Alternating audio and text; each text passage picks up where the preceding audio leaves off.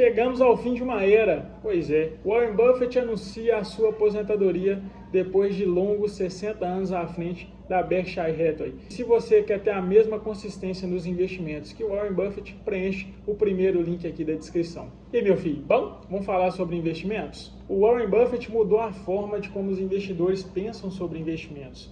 Ele foi um dos principais percursores do Value Investing, que já existia há muito tempo, mas ninguém praticou aí a ideia com tanto sucesso e por tanto tempo. Ao longo de 60 anos aí que o Buffett controlou a Berkshire, ele usou esse investimento de valor para transformar uma fabricante de tecidos que ele adquiriu lá em 1965 em um conglomerado de mais de $1 trilhão, virando uma máquina de aquisição corporativa e um microcosmo da economia dos Estados Unidos.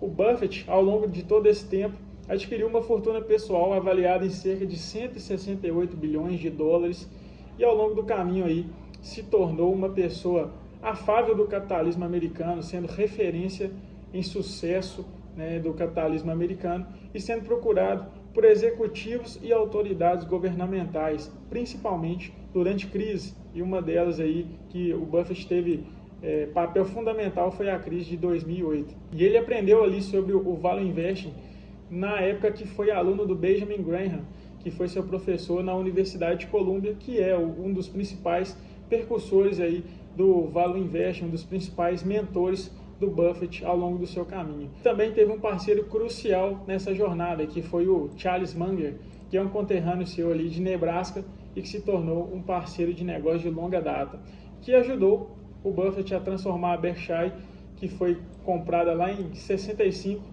no melhor argumento possível para a disciplina em investimento de valor. E aí, entre as maiores aquisições da carteira da Berkshire, a gente pode destacar a ferrovia BNSF, que foi adquirida em 2010 por cerca de 26 bi, e a produtora de eletricidade, que hoje se chama Berkshire Hathaway Energy, que foi comprada lá em 2000 por $2 bilhões e que foi expandida por meio de aquisições. Uma das mais emblemáticas dessas aquisições foi justamente a aquisição da massa falida da Enron, que tem um documentário muito interessante sobre ela, que foi um enredo ali de fraude muito grande ali da empresa com a economia americana como um todo, que é o documentário Os Mais Espertos da Sala. 31 de março desse ano, essa pilha de dinheiro aí, que o Buffett chama de arma de caçar elefantes, estava em quase 350 bi em caixa na Berkshire Hathaway.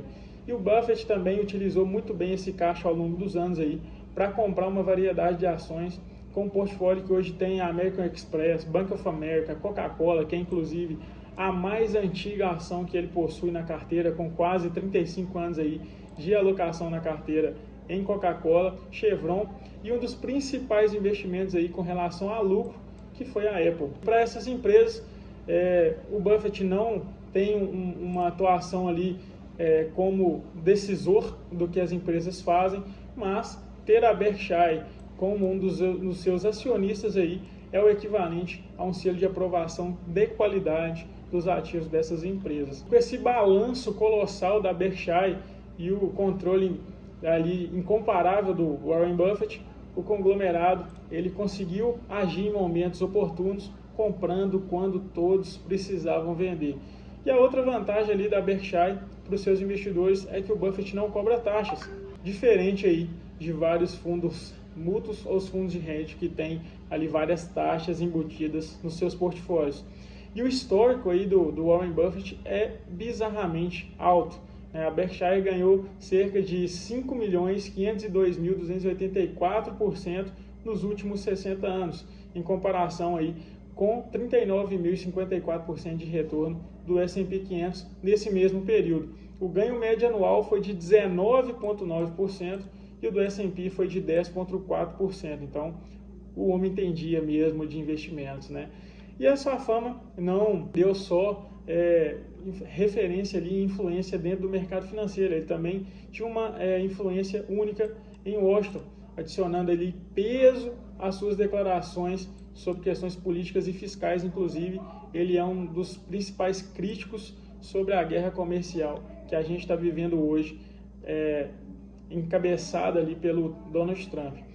E embora ele seja um democrata declarado, né, que apoiou ali a Hillary Clinton para a presidência e que teve um nome muito associado à proposta do Obama para aumento de impostos sobre os super ricos, ele aconselhou o presidente aí de ambos os partidos. Era só mandar um zap lá para ele, que ele estava de prontidão para poder ajudar nesse sentido. E o mais visível ali do que ele fez, né, nessa parceria com o governo ali, foi justamente em 2008, quando ele foi solicitado por vários executivos e pela gestão ali do Warren Buffett na época, para evitar um colapso ainda pior do sistema financeiro global lá em 2008, e ele acabou investindo bilhões ali no Goldman Sachs e na General Electric, justamente para evitar esse colapso financeiro em 2008. E aí o Buffett escolheu justamente esse ano para falar sobre o anúncio tão aguardado que era o seu sucessor, que é o Greg Abel. A gente já vai falar dele aí. E essa expectativa já era alta aí desde 2021, quando o Charlie Munger, na época, comentou que, de fato, o Greg seria, né, o sucessor da empresa, e o Buffett confirmou na época aí, então, e veio só 4 anos depois, de fato, a confirmação e a consolidação desse nome aí para presidência da Berkshire. E o Buffett entrega a Berkshire aí ao Abel com um gigante portfólio aí de 1,2 trilhão de dólares e ações como a Apple, a American Express, além de uma coleção de negócios de seguros, energias, ferrovias e consumo, que geram aí 10 bilhões de dólares por trimestre em lucro operacional. E o Abel, que tem hoje 62 anos, vai também herdar uma infinidade de perguntas, principalmente o que fará com o caixa da Berkshire, que hoje está em quase 350 bilhões, né, o maior caixa que o Buffett fez já nos últimos anos. E os acionistas querem justamente saber como o Abel mudará a estrutura executiva pouco comum e enxuta da Berkshire, e se terá uma tolerância ao risco diferente ou alguma preferência por algum setor em específico. E a Berkshire, ela não paga dividendos e só recentemente ela começou a recomprar ações, justamente aí que pode ser alguns pontos que o Abel pode buscar alterar ou se ele pode manter, né? Mas na época, né, o Buffett confiava ali o seu histórico para mostrar para o mercado que ele poderia compor o dinheiro dos acionistas a uma melhor taxa do que o mercado em geral. E o Abel ingressou na Berkshire por meio de uma aquisição. Ele é nascido no Canadá e começou sua carreira como contador e se juntou à empresa de energia, a Cal Energy, em 92 como controlador ali da empresa. Em 96, o Abel foi para o Reino Unido justamente administrar uma empresa que a empresa tinha adquirido. Em 98, comprou ali a Mid-America Energy, uma concessionária em Iowa, e passou a se chamar Mid-America Energy nessa época. A Berkshire, em 2000, adquiriu uma participação controladora e permitiu que a empresa iniciasse ali uma onda de aquisições, adquirindo oleodutos após a falência da Enron, né, que a gente comentou acima aí, por conta das fraudes que ocorreram nessa época. Então o Buffett comprou a massa falida e algumas concessionárias elétricas ali no noroeste dos Estados Unidos. E em 2008 o Abel foi nomeado CEO da Mid-America.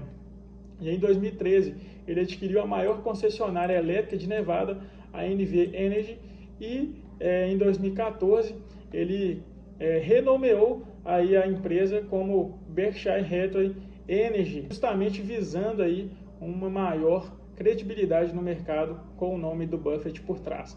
E a expansão resultou aí numa das maiores empresas de utilidades dos Estados Unidos, mantendo as luzes acesas aí nos estados de Iowa e Nevada e operando oleodutos de gás natural que vão aí por mais de 22 mil quilômetros do país, do Texas ao Michigan.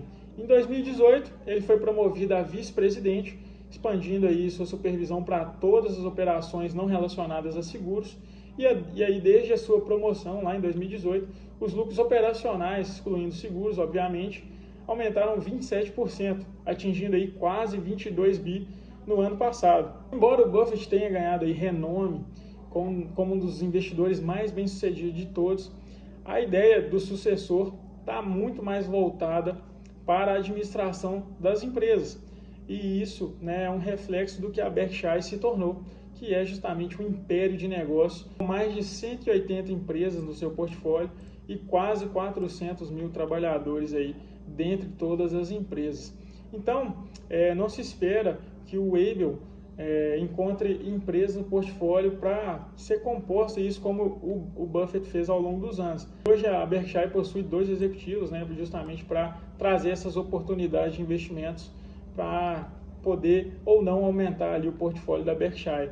Mas a ideia é justamente ele supervisionar esse portfólio que a Berkshire possui hoje. Caso, né, apareça alguma oportunidade dentro desse portfólio, ele pode usar ali os mais de 340 bi em caixa que a Berkshire possui.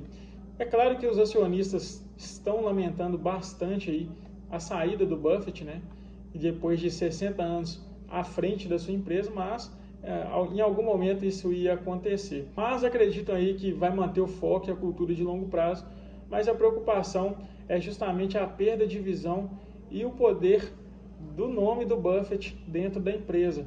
Mas para grande parte dos investidores ainda não está claro como que o conglomerado aí de praticamente 1,2 trilhão de 189 negócios, 200 sendo desse 1 trilhão, 260 bi em ações e 340 bi em caixa, vai se sair depois da saída de um nome tão intrínseco, né, Berkshire Hathaway.